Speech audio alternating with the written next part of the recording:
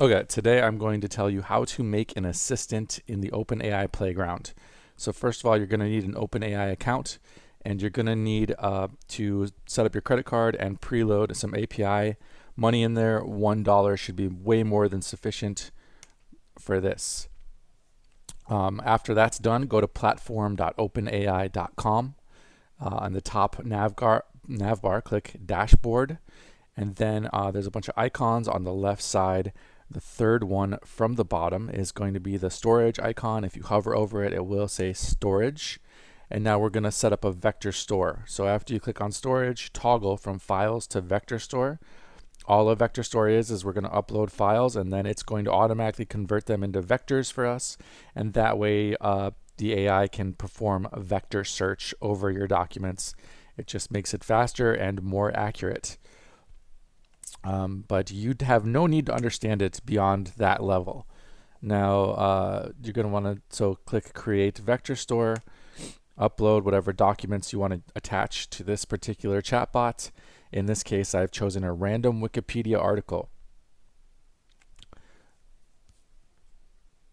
This is after uploading it. Now, after you have uploaded the documents, created the vector store, and then the vector store has been attached to, no, it hasn't been attached yet because there's no assistant to attach it to. That's why we want to click this button right here where it says Create Assistant in the lower right. And now you're going to want to click on, there's two ways to go see this assistant now that it's set up. On the top nav bar, you can click Dashboard, and then on the left, you click Assistants, and that's going to list all of your assistants, and it's going to show you on the right side the settings, but you can't actually test it out. But if you click on Playground on the top nav bar, and then you click Assistants on the left side, it's going to bring up that assistant, and here you can not only change what vector store it's attached to, or add files to that vector store, change its system instructions, but you can also send messages to it and get the responses.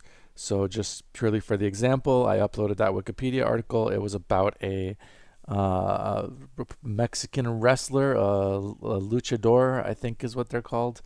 And so here's an example. I asked how many matches did he have, and it gives a detailed answer based on the article. A couple of points about this.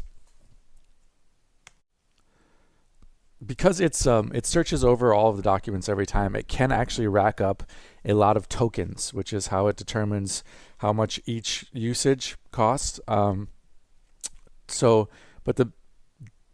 that shouldn't really be a big deal if you keep it at GPT-4o mini for the model.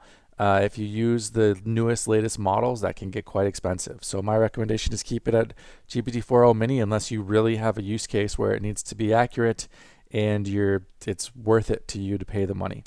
You probably want to set the temperature down to temperature 0. That means it's going to be as factual as possible in its answers. It won't have as much variability.